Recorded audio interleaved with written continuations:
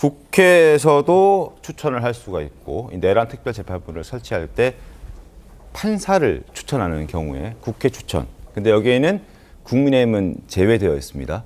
그리고 법관회의가 또 추천을 하고 그리고 변호사협회에서 추천을 합니다. 그렇게 해서 각각 3명씩 9명이 추천이 되어서 그중에서 이제 특별재판부 후보 1심과 2심을 각각 나눌 재판부의 판사들을 이들이 추천한 사람 중에서 이제 선택을 하게 되는 것인데 학계나 법조계에서는 독립을 치배한 것이다.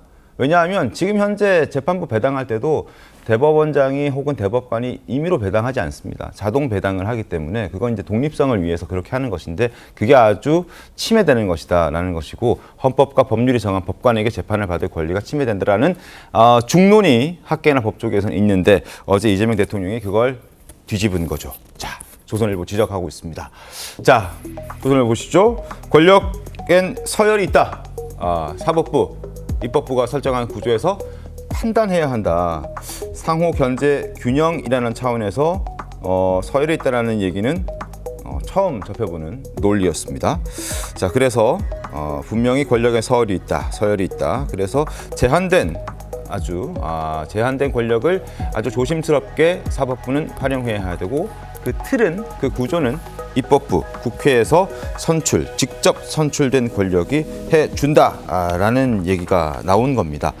학계나 법조계에서는 비판의 목소리가 상당히 많이 나왔습니다. 김성수 한양대 교수는 정치권이 영향력을 행사할 수 있는 특별재판부를 만들면 국민 주권을 위해 만든 3권 분립 원칙이 흔들린다. 이것이야말로 국민 주권이 위협받는 것이다 라고 얘기를 했고요.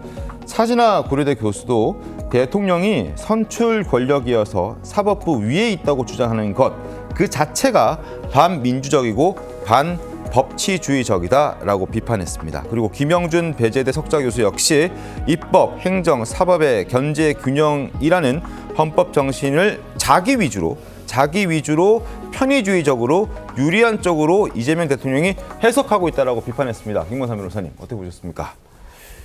권력서열의 우위에 대해서 네. 행정부에는 권력서열 우위가 있죠. 네. 대통령이 있고 국무총리가 있고 그 밑에 장관들 있고 그렇게 있을 수는 있어요. 네. 그런데 상권 분립은 권력 서열로 따질 수 있는 건 아니거든요. 네. 그렇다고 한다면 왜 사법부가 있느냐? 그것은 이런 경우를 대비해서 사법부가 있는 거예요. 네. 선출된 권력이라고 할 수 있는 대통령이랄지 입법부가 자의적인 형태의 어떤 헌법에 위반되는 것을 했을 때 그때 바로 사법부가 제동을 걸으라고 해서 민주국가에서 사법부가 있는 거 아닙니까? 근데 사법부가 만약에 권력의 하위에 있다 이렇게 본다고 한다면 네. 그러면 입법부나 대통령은 뭐 정부 입법에 의해서도 무엇이든지 할 수 있다는 거예요. 무소불위의 권력을 갖는 거예요.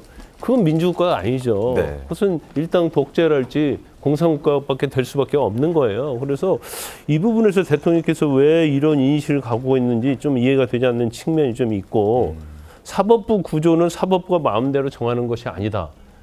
물론 입법에서 정하죠. 네. 그렇지만 적어도 법관 임명에 있어서는 대법원이 해야 하는 거거든요. 그러면 국회랄지 아니면 대한변협에서 추천한 사람을 어쩔 수 없이 대법관이 임명을 할 수밖에 없잖아요. 네.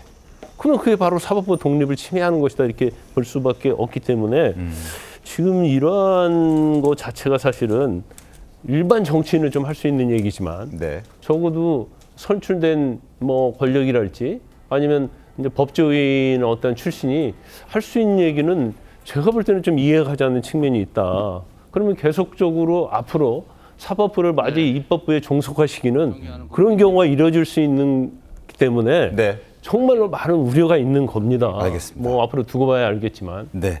민주당 내부에서도 이번 내란 특별재판부의 위헌성을 지적하는 의견들이 나왔습니다. 국회 주도로 신속하게 통과시키려는 건 좀 더 신중해야 한다.